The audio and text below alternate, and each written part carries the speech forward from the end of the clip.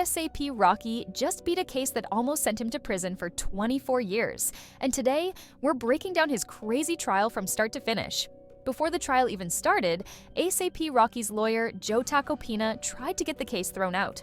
However, the judge dismissed the motion, and Tacopina later admitted that they never had a strong chance of getting it dismissed. It was just something worth trying. He also stated that they always expected the case to go to trial and were fully prepared for the courtroom. During the opening arguments, prosecutors played surveillance footage where Rocky allegedly shot at ASAP Relly. But before we break down the entire trial, let's go over how the shooting allegedly happened. Rocky and Relly had been close friends since childhood and were both part of the original ASAP crew. While it's unclear what was going on behind the scenes, the two ended up beefing and they allegedly got into a fight the day before the shooting took place. Back in 2023, during a pre-trial hearing, Relly claimed that he was the one who originally brought Rocky into the ASAP crew. According to him, Rocky rose to fame and then left everyone else behind. Relly claimed that everyone else in the ASAP crew was broke and struggling, while Rocky never helped anyone else get their careers off the ground. The tension between them escalated further in October 2021 when ASAP Josh passed away. Josh's mother asked for financial help to bring his body back to New York for a proper funeral in his hometown. Relly said that Rocky immediately stepped in and promised to cover all the expenses. However, Relly initially believed that Rocky never actually followed through with the payment. Instead, Rocky allegedly sent him a text saying, "You so crimes? Fake. It's sad." Later, Relly admitted that he found out Rocky did, in fact, pay for the entire funeral out of his own pocket. However, by that point, the damage had already been done, and the situation surrounding the money is allegedly what sparked most of the drama. According to Relly, he planned to meet up with Rocky to settle their differences, thinking they might fight it out but ultimately move on. But when he arrived at the meeting spot, Relly claimed that Rocky was aggressive from the start, and a scuffle broke out between them. That's when Rocky allegedly pulled out a gun and pointed it at Relly. He said he was shocked because he didn't even think they had real issues, making it even more surprising that Rocky would take it that far. Relly claimed that Rocky shot at him 3 times, with one of the bullets grazing his hand. After the incident, everyone left the scene, and someone else called the police. When officers arrived at the location where the shooting allegedly took place, they searched the area but found no evidence that a shooting had occurred. Despite this, Relly allegedly returned to the scene later and discovered shell casings. He then brought them to the police as proof of the incident. 2 days after the alleged shooting, Relly went to the hospital to receive treatment for his injury. When the trial began, Rocky's lawyer, Joe Tacopina, immediately started to poke holes in Relly's story. He pointed out that Relly had initially filed a civil case against Rocky before it became a criminal case.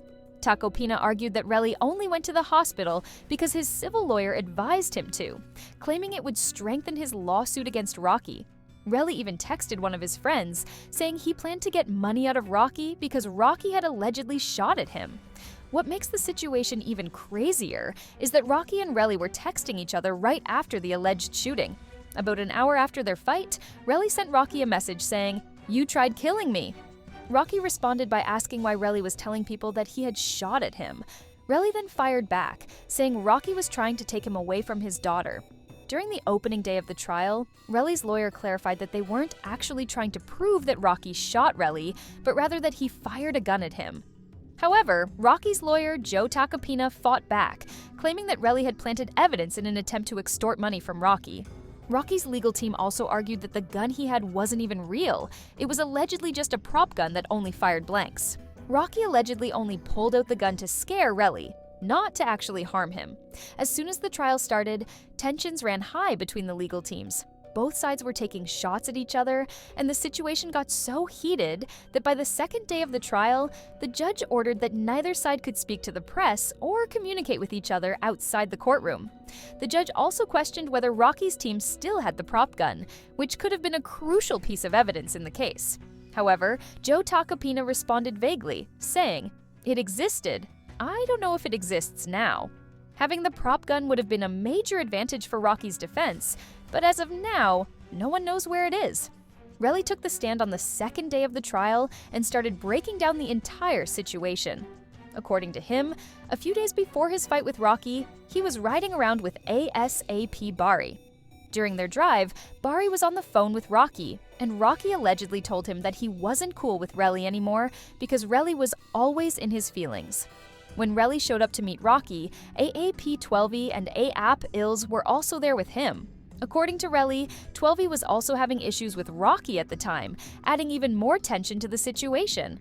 Relly said that during the confrontation, he was dissing all of them and even called Ills a crackhead. This led to a fight between him and Rocky, but Ills eventually jumped in to break it up. As Rocky, Ills, and 12E started walking away, Relly followed them and continued to diss them. That's when Rocky allegedly pulled out a gun and started shooting. Relly testified that he felt his hand get hot, like a bullet had grazed him, so he grabbed ASAP Ills and used him as a shield. He claimed that Rocky kept shooting even though he was holding Ills in front of him, but despite all this, nobody had any real bullet wounds. After the shooting stopped, Relly walked away and met up with his girlfriend. Then, according to him, they went to Dunkin' Donuts so he could get a pen and a brown paper bag. After that, he went back to the scene of the shooting, where he allegedly found the shell casings. The fact that Relly returned to the crime scene and collected evidence himself raises serious questions about the validity of his claims. Taking shell casings from the scene rather than letting the police handle the investigation doesn't make much sense and could be seen as an attempt to manipulate the evidence. There were also some inconsistencies in Relly's testimony that made things even more questionable. First, Relly testified that he went back to the scene of the shooting about an hour later, but surveillance footage with timestamps reportedly proved that he was wrong about the timing. Then, there was the issue with his clothing. Relly claimed he was wearing a dark shirt during the shooting, but surveillance cameras captured someone returning to the scene later wearing a white shirt. When confronted about this, Relly said he couldn't remember if he had changed clothes before going back to pick up the shell casings. To make things even more suspicious, in a pre-trial hearing, Relly had allegedly already testified that the person in the white shirt wasn't him, contradicting his latest statements. These inconsistencies could seriously damage his credibility and raise doubts about his entire case against Rocky. Relly's credibility took another major hit on the fourth day of the trial when Rocky's lawyer dropped a bombshell. Rocky's legal team revealed that Relly had deleted text messages he sent to Rocky before the alleged shooting. These messages showed that Relly Dhanik was the one instigating the conflict, contradicting his claim that he had no issues with Rocky before the fight. In the texts, Relly called Rocky a base, fake-ass gay. He spent and said, "Keys, everything about you." Even more damning, he sent a message challenging Rocky saying, "You got all this fake animosity towards me, lol. Beat me up. I wish you would give me a reason. You've been me met." This revelation completely changed the narrative. Up until this point, Relly had been portraying himself as the victim, claiming that Rocky was the aggressor. But these deleted texts suggested otherwise. They painted Relly as the one provoking the situation, which could severely weaken his case against Rocky.